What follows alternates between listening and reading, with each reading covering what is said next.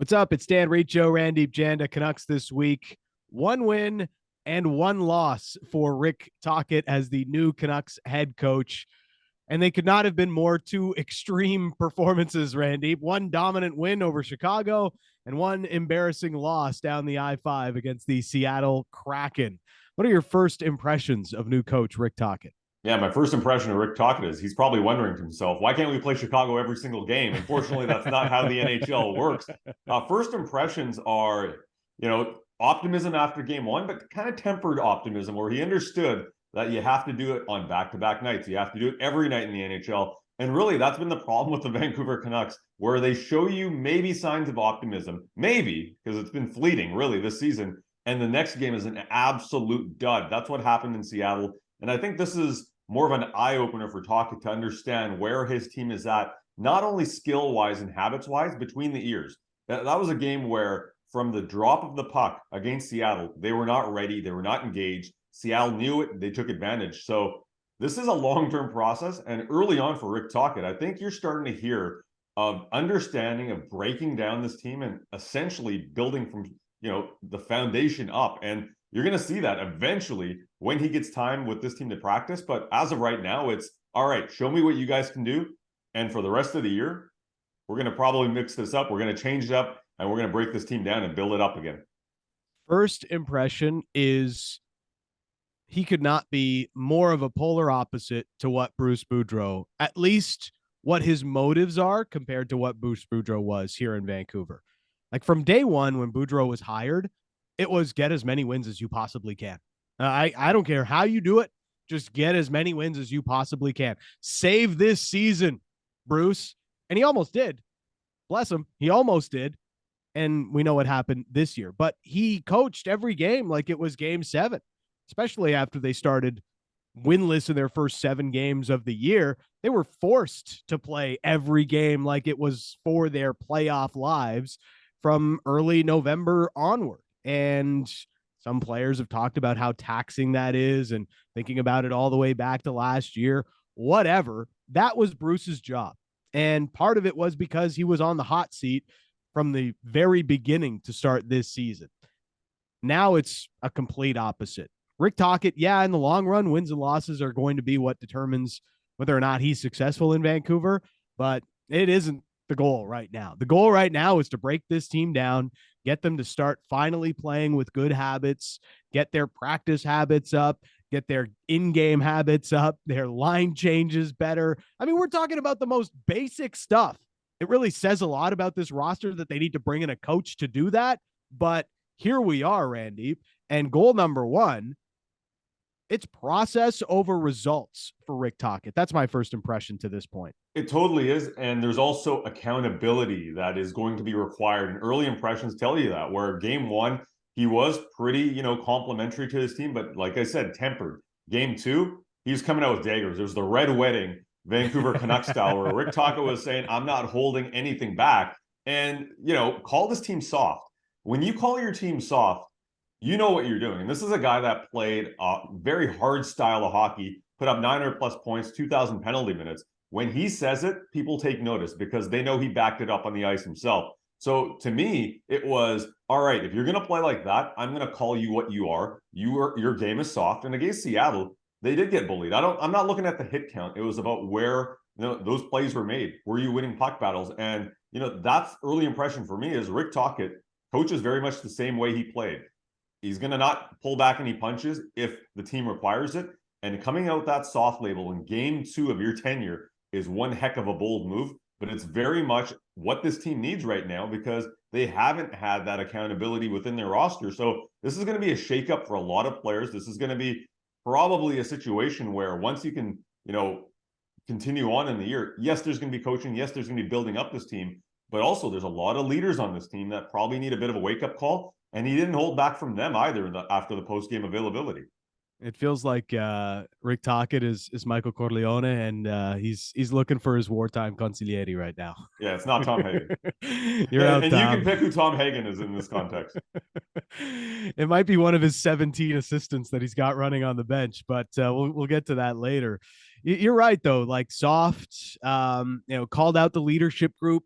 last night already. Like, we're in game 2 and this guy's just throwing haymakers left, right, and center, just like he did through the course of his career. It was incredible. And it really gave us an eye into how Rick Tocchet feels about this team, how hard he's going to have to be to try and get the most out of them.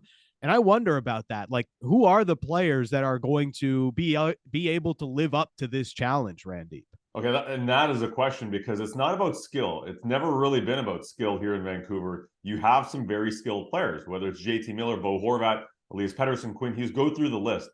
It's about mentality. And that's where I think there's a couple of players, we know how they're wired. We know that, certain guys are really skilled, but are you a leader? Are you somebody that can guide your team and be engaged every single play and make the right play and not try to go hero mode? So the people that I think are going to benefit in the short term at the very least are guys that are going to be bottom 6 players. So look at the ice time and the opportunities that guys like Dakota Joshua or Sheldon Dries are getting. Not headline makers, but Tocchet's going to give them more ice time, give them an opportunity to play in top 6 roles. However, from the Stars, I think the main character of this is going to be, I don't know if it's a good character or a bad character, but I'm telling you who the main character is going to be. It's going to be JT Miller. Rick Tocchet is in Vancouver to help JT Miller grow as a player, also as a leader. Now, that's the aim. What the reality will be, we don't know, because against Chicago, he played a very disciplined game. He was solid. There was no issues in his game whatsoever, making the right decisions.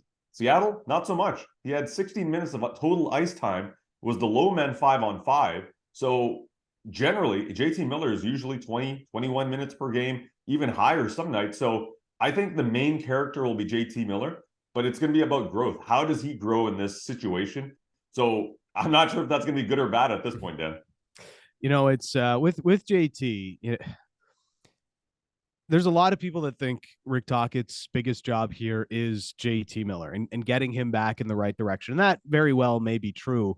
At the same time, like, I don't think Rick Tocchet's only in this job because of JT Miller. He is clearly Patrick Allvin and Jim Rutherford's guy. Rick Tocchet is.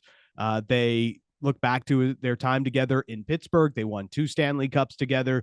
They believe in Rick Tocchet a ton. And getting JT Miller to be more consistent, more like the player he was last season when he scored 99 points, more like he was in his first season with the Vancouver Canucks when he was over a point a game player and had Selke votes because he is or can be a good defensive player when he really is engaged and applies himself that way. It's just very inconsistent and certainly has been this year for JT Miller. I do believe Elias Pettersson is going to stand a lot to improve and really round out his game under Rick Tocchet. You think about some of the players that have had Rick Tocchet as a coach. Sidney Crosby swears by Tocchet. If you talk to anybody in Pittsburgh, absolutely loves how Tocchet was as an assistant coach for him. And Rick Tocchet's first head coaching gig was with the Tampa Bay Lightning. And just so happened to have Steven Stamkos very early on in his career.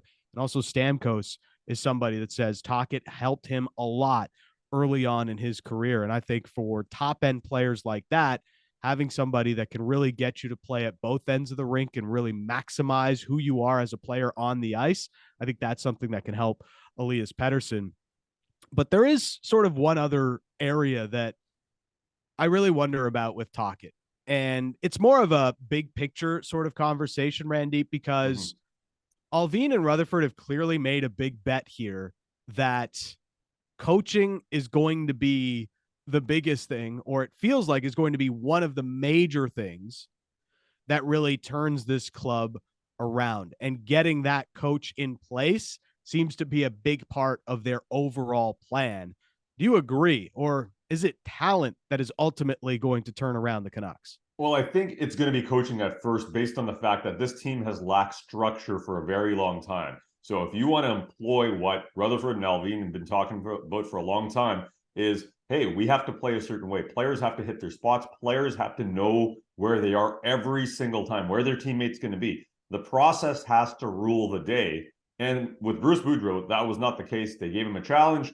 He did not meet what they wanted, and we know what happened there. I think the coach is extremely important. You look at what Mike Sullivan was able to do, and Rick Tocchet was a part of that staff in terms of creating a team that can play so quick. And we're not talking about the fastest skaters in Pittsburgh, but the way that they processed the game, the way that they stuck to their structure, and the way that every single player knew where to be at the right moment and how they hit teams in transition. That's what the Canucks are trying to do. You need coaching for that, but you also need players. So the first chapter of the story is getting the right guy in and making those changes, making sure that you start to set that structure. But Dan, let's be honest here. The offseason is going to be where Jim Rutherford and Patrick Allvin have to do their job. They've hired the coach, but you have to bring in players that fit the profile of your team. These guys right now cannot kill penalties. Their lanes yesterday in that matchup against Seattle, you could drive a bus through some of those shooting lanes or passing lanes. It was not pretty. And I'm not sure if they're trying to be more aggressive near the blue line, but the middle of the ice was wide open for seam passes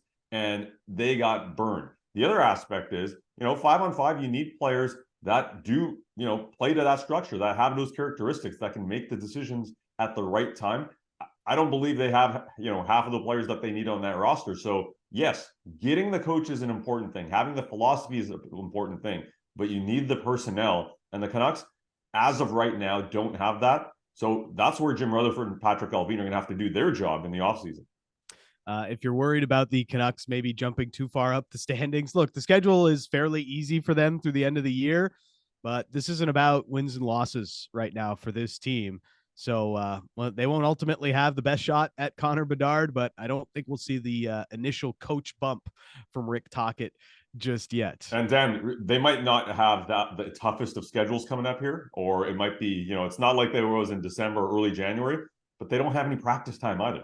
No, they're going to have one practice pretty much through the first week of February with the new coach. That doesn't sound great. Through the bye week, they're not going to have time as well. So, when you're talking about gelling and you're talking about getting together and enacting that system that Rick Tocchet is eventually going to employ here, they're not going to be able to do that probably till mid-February. Who is Rick Tocchet's wartime consigliere? Let us know in the comments, and also let us know what your first impressions are of the new Canucks head coach. Walk it like you talk it. Maybe that'll be the motto around here. No, we got to work on that. Let's brainstorm a little bit more. Talk it like it's hot. Okay, I'll stop. Okay, you need to sit this one out. Yeah, Leave that to me. I'll come back in the next video with something. All right, we'll see you in next week's video.